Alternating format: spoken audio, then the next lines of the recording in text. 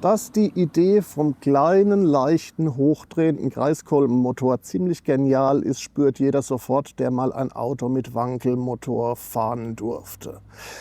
Dass sich mit einem Wankelmotor aber auch die Besitzer von Supersportwagen ärgern lassen, das ist ziemlich neu, als 1991 der Mazda RX-7 Baureihe FD erscheint. 0 auf 100 5,3 Sekunden, Höchstgeschwindigkeit 280 km/h. Das reicht, um sich gegen Porsche durchzusetzen, aber auch gegen den einen oder anderen Italiener.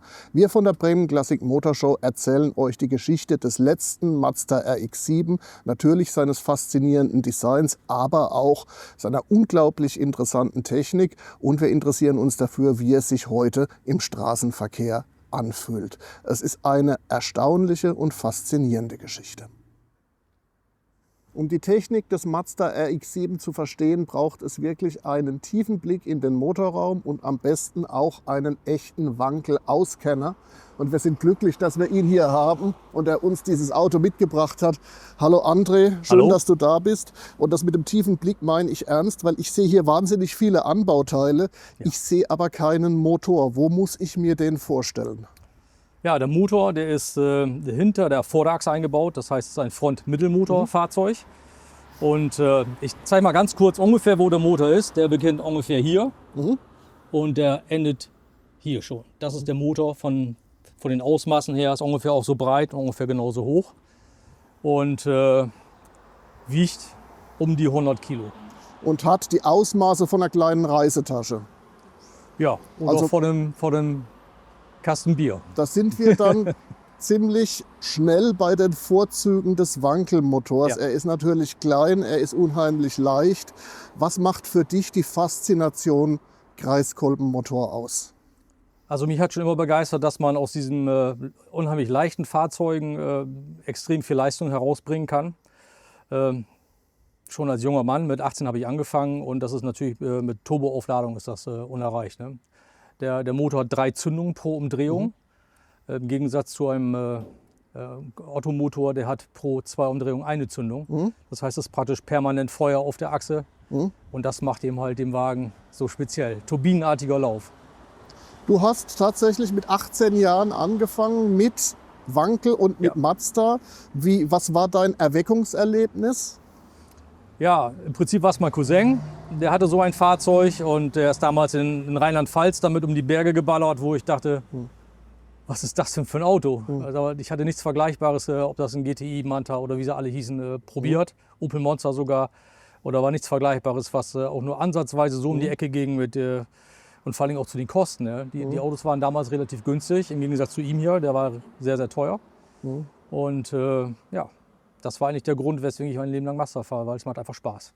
Und den Wankelmotor begleitet sein ganzes Leben lang natürlich dieses Image von der Diva und von technischen Dramen und Ja. von der Unbeherrschbarkeit. Wie lebt sich's mit so einem Auto? Wie viele Ansprüche stellt so ein Mazda RX-7 an seinen Besitzer, an seinen auch schraubenden Besitzer? Ja, also der Motor an sich selber ist relativ einfach. Da sind auch Korbteile drin. Den habe ich damals, ich glaube mit 20 das erste Mal dann selber zerlegen müssen, aus Unwissenheit der Pflege. Und habe ihn auch wieder in Stand gesetzt, bevor ich dann jemanden kennengelernt habe, der sich da richtig mit auskennt, mit dem ich auch dieses Fahrzeug wieder aufgebaut habe. Regelmäßiger Ölwechsel, Warmfahren ist normal, ein bisschen Kaltfahren auch, gehört auch dazu, weil auf diesen kleinen Motor kommt extrem viel Energie. Und wenn man gleich wieder ausmacht, das mag er gar nicht gern. Kühlflüssigkeit ist auch ein Thema, man soll das jährlich wechseln. Das sind so die Dinge eigentlich, die man beim Wankel im Gegensatz zum normalen, sagen wir mal, Audi Diesel, wo man dann Kühlflüssigkeit alle 5 oder 6 Jahre mal wechselt, alle 2 Jahre Ölwechsel macht, das ist hier etwas aufwendiger, gebe ich zu. Haltbarkeit, ja, je nach Modell, wie man fliegt, zwischen 100 und 250.000 Kilometer. Und ich finde das gegenüber den heutigen Fahrzeugen, wenn man mal guckt, die der Abgasnorm schuldig sind, wieder in Reichweite kommt, weil viel länger laufen die neuen Motoren auch nicht. Ja. Und André, das ist ja der Mazda RX-7, ein Auto, das nur kurz auf dem deutschen Markt war und sich nur in 3-stelligen Stückzahlen verbreitet hat. Wie kommt man zum RX-7 der letzten Baureihe? Sucht man den? Findet der einen? Wie passiert einem so ein Auto? Also ich habe damals, als er rauskam, geguckt, was er kostet, und habe gedacht, oh mein Gott, das jenseits von Gut und Böse, und habe den auch wieder in die Schublade getan. Und habe lange gesucht nach einem Gebrauchten. Die lagen dann irgendwann so auf 25.000 Euro, die Fahrzeuge. Man wusste aber nicht, was man kauft, was da noch hinten dran hängt. Und letztendlich bin ich zu meinem Rotari-Freund Rudolf Hoffmann aus Zenin gekommen, wo auch mein alter EX7 noch steht in der Halle. Und er hat mir dieses Fahrzeug angeboten als leeres Chassis. Und dann haben wir das zu Corona-Zeiten, haben wir das zusammen, wir beide wieder komplettiert. Es waren ja auch keine Teile vorhanden, das war wirklich nur ein leeres Chassis. Und das Fahrzeug komplett wieder aufgebaut und zugelassen. Und so steht er jetzt hier. Also das heißt, ein junger Klassiker, aber einer, der schon eine Vollrestaurierung hinter sich hat. Dieses Fahrzeug ist absolut voll restauriert, ja. Nun ist ja der Wankelmotor so ein bisschen aus dem Bewusstsein der Öffentlichkeit verschwunden. Ja. Wie würde man heute einem Laien am besten die Funktionsweise und auch die Vorzüge des Kreiskolbenmotors erklären? Ja, die Vorzüge sind, dass der Motor erstmal aus sehr wenigen beweglichen Teilen besteht, nur 3 Stück. 2 davon sind die Rotoren, die haben ungefähr diese Form, wobei auf der einen Seite wird seitlich eingelassen, auf der Seite wird verdichtet, gezündet und auf der dritten Seite wird ausgelassen. Der Arbeitstakt findet also 3-mal pro Umdrehung statt. Was wir uns damit sparen, sind praktisch die Ventile. Der Rotor ist gleichzeitig Einlassventil, Auslassventil. Dadurch sparen wir uns die Nockenwelle. Wir haben auch keine Kurbelwelle, die auf und ab bewegende Dinge in eine Drehung umdrehen müssen. Wir haben einen Exzenter, der praktisch nochmal den Rotor übersetzt auf die Antriebswelle im Getriebe sozusagen. Wir sparen dadurch eben halt Kurbelwelle, Nockenwelle, Einlassventile, Auslassventile, Kettenantriebe dafür. Den ganzen Leistungsaufwand, der dafür betrieben wird, ist hier praktisch schon im Motor eingebaut. Und vieles, was am Hubkolbenmotor einfach in schöner Regelmäßigkeit kaputt gehen kann. Ja, oder zumindest Wartung bedarf. Ja. Zahnriemen, Ketten, das hat er hier alles nicht. Ne? Ja. Nun ist ja der ständige Begleiter des Wankelmotors seit 1964 und Wankelspider die Mehr vom hohen Verbrauch. Ja. Das zieht sich ja durch bis zum heutigen Tag. Wie ist das mit dem RX7? Wenn man ihn im Alltag fährt, was verbraucht er und wie ist das, wenn man die Leistung abfordert? Ja. Im Alltag fahre ich so zwischen 11 Liter und 13, je nachdem, viel Stadtverkehr natürlich etwas mehr. Wenn man richtig Leistung abfordert, dann können da eben 20, 25, 30 Liter durchgehen. Aber das ist auch vergleichbar mit bei der Leistungsabgabe, die der Motor dann hat, mit einem vergleichbaren Sportwagen. Und das gilt für andere Supersportwagen ja auch. Absolut, ja. Und wie ist das? Ist der Wankelmotor heute tot oder gibt es da eine Chance auf ein Wiedersehen, vielleicht auch bei Mazda? Ja, Mazda baut im Moment noch einen Wankelmotor als Range Extender in einen der Crossover-SUVs, die sie gerade haben. Sehr schön als Generatormotor, um Strom zu produzieren. Sehr kompakt, fällt kaum auf im Motorraum. Das ist natürlich ein großer Vorteil vom Wankelmotor. Und Mazda plant höchstwahrscheinlich die Nachfolger dieses Fahrzeugs. Und wir drücken uns alle die Daumen, dass er auch wirklich kommt. Ja. Absolut, das wäre toll. Ja. Sehr spannend. Dann tauchen wir mal ab in die Entstehungsgeschichte des RX7. Gerne. André, vielen Dank, dass du uns diesen Supersportwagen der 90er Jahre mitgebracht hast. Danke euch, Dankeschön. Danke.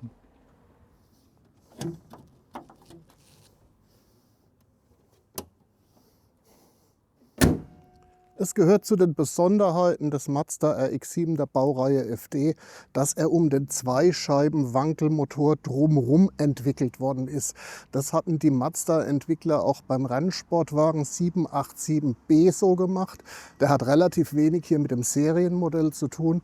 Aber der war der Mazda, der damals große Furore gemacht hat mit dem Sieg bei den 24 Stunden von Le Mans. Und durch diese Entwicklungsphilosophie ist es tatsächlich damals gelungen, ein Auto zu bauen, das aussieht wie ein Concept Car, das in Serie gehen durfte. Wir sehen das, es gibt ein bisschen Familienähnlichkeit zum Mazda MX-5 und seinem Gesicht mit den Schlafaugen. Von der Seite ist er sehr, sehr eigenständig. Man steht hier vor der Tür und fragt sich, wo die aufgeht.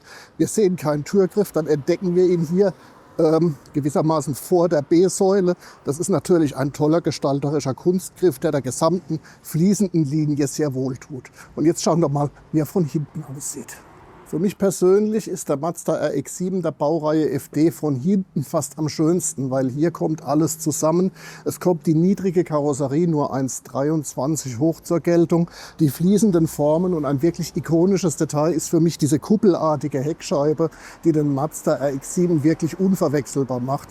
Das ganze Design ist wirklich sehr wiedererkennbar und nicht zu verwechseln mit irgendeinem anderen Supersportwagen der 90er Jahre. Seinem Verkaufserfolg hat es nicht geholfen. In Europa war er auch sehr, sehr teuer. Hierzulande hat er fast 90.000 Mark gekostet. Das war damals ungeheuer viel Geld. Wie stylisch er im Innenraum aussieht, das schauen wir uns jetzt an.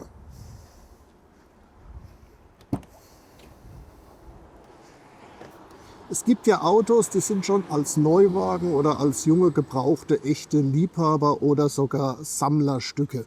Wir von der Bremen Classic Motor Show nennen sie Modern Classics und widmen ihnen eine eigene Ausstellungsfläche auf der nächsten Messe vom 30. Januar bis 1. Februar. Dieser RX-7 ist dabei und viele andere Charaktertypen aus den 90er Jahren, die damals mit ihrem Design oder ihrer Technik oder mit beidem auf sich aufmerksam gemacht haben. Ich glaube, es lohnt sich da mal vorbeizuschauen, vielleicht sehen wir uns.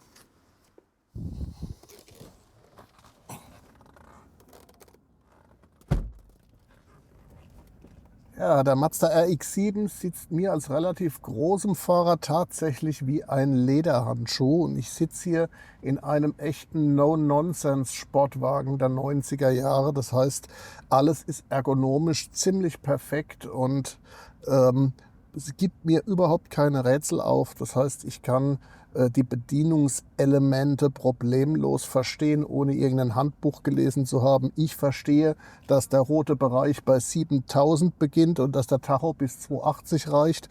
Beides sind keine leeren Versprechungen tatsächlich.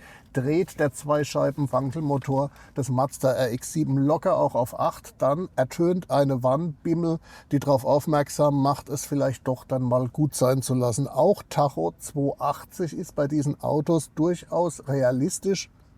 Insbesondere dann, wenn sie so ein bisschen getuned sind, was in der Szene ja durchaus auch gerne mal vorkommt. Und es soll durchaus Mazda RX-7 Exemplare geben, die auch die 300 km/h Marke locker knacken. Ansonsten, ich habe hier den typischen kurzen Schaltstummel, wie ich mir natürlich in mir von einem Mazda dieser Epoche erwarte. Das Schaltgefühl, das werden wir gleich beim Fahren erleben. Und ich habe schöne, straffe Sportsessel. Die könnten vielleicht ein bisschen mehr Seitenhalt haben, aber die sind hinreichend komfortabel und damit könnte ich durchaus auch eine Langstrecke zurücklegen. Zum Landstraßencruising hätte ich hier sogar ein Schiebedach.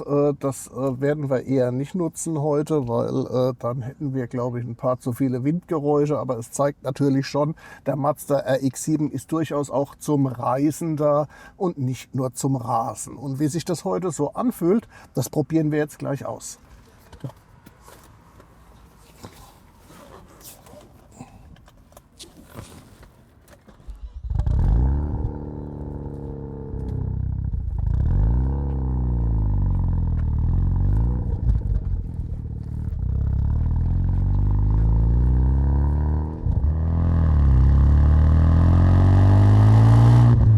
Was spontan auffällt, wir haben hier einen Turbomotor, aber wir haben kein Turboloch, weil also tatsächlich die beiden Lader ohne Verzögerung ansprechen. Das ist sehr beeindruckend, sehr beeindruckend.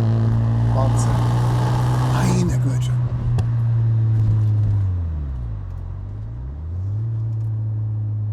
Also das ist schon sehr viel mehr Leistung, als wir hier abrufen können. Aber auch das, was wir hier abrufen können, ist schon richtig beeindruckend. Es hört ja gar nicht mehr auf. Irre.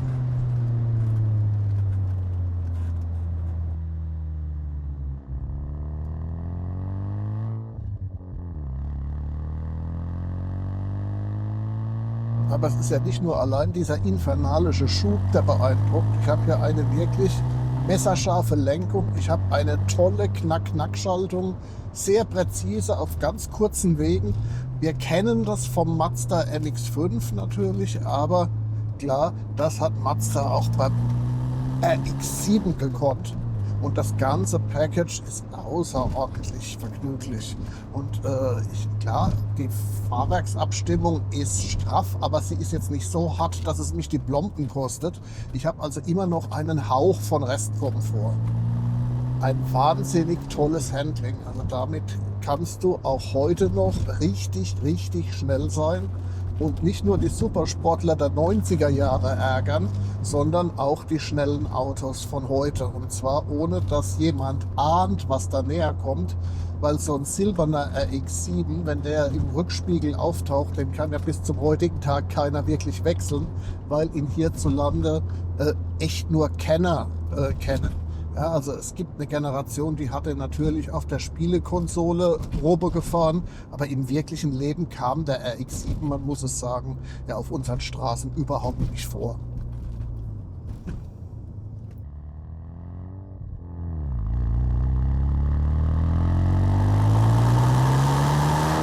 Beim zweiten Gang kommt.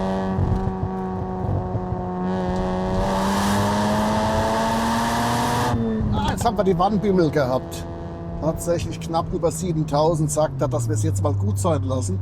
Das muss er auch sagen, weil er lässt es nicht spüren. Ja? Man hat das Gefühl bei 7000, dass er auch auf 8 oder auf 9 drehen würde.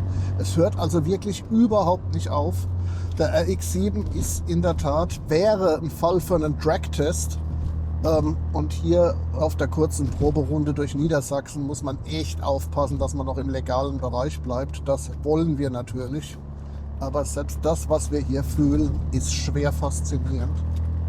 Ich würde ihn wirklich gern mal unter Ernstfallbedingungen fahren.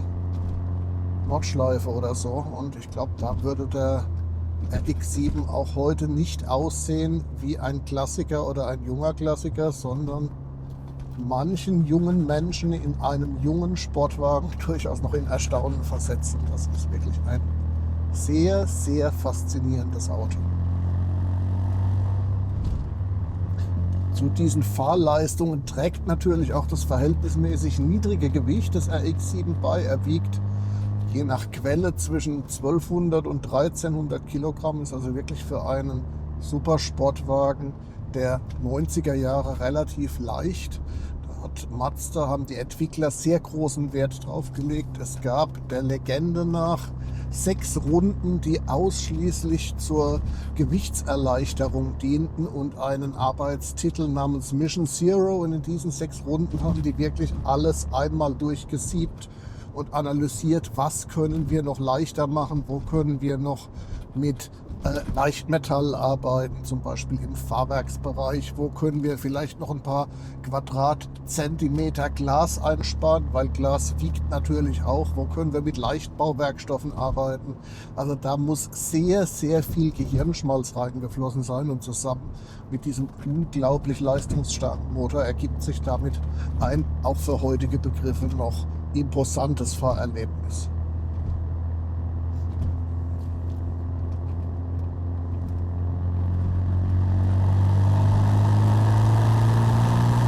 Wirklich schon so bei 3000, dass er noch so richtig drückt und gar nicht mehr damit aufhört. Ein Wahnsinnsauto.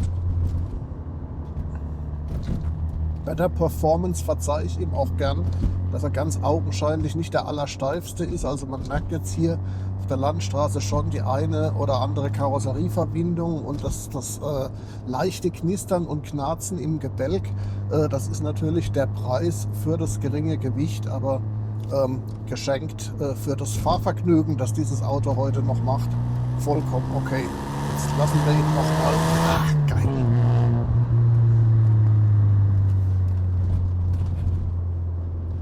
Ja, Mensch, wenn wir ihn jetzt richtig von der Leine lassen könnten, ne? Ich rufe so ungefähr gefühlt 40% seiner Möglichkeiten ab.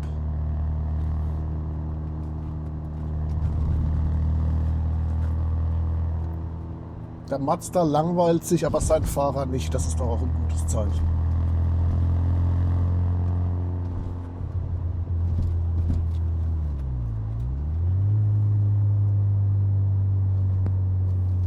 Und das zeigt natürlich noch mal mehr, dass es sich immer lohnt, auch im Bereich der Hochleistungsautos nicht nur auf die bekannten Marken und auf die üblichen Verdächtigen zu gucken, sondern auch mal links und rechts des Weges auf die schönen Orchideen zu schauen, die da blühen.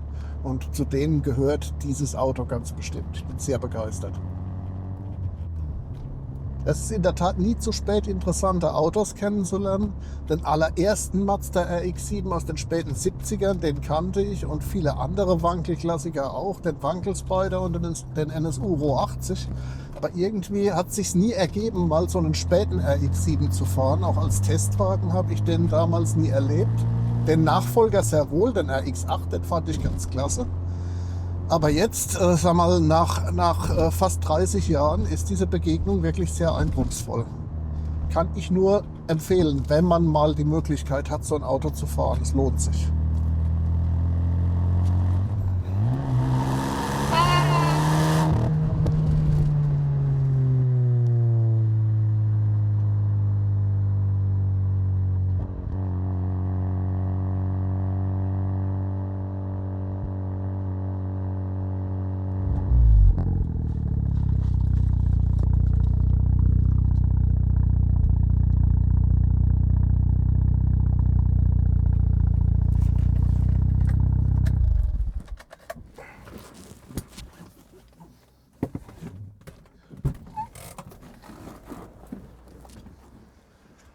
Der Wankelmotor hat mich schon immer fasziniert, aber den Mazda RX-7 hatte ich ganz ehrlich nie so richtig auf dem Schirm. Das hat sich jetzt geändert nach dieser kleinen Proberunde, die natürlich bei weitem nicht reicht, um das Potenzial dieses Autos auszuschöpfen.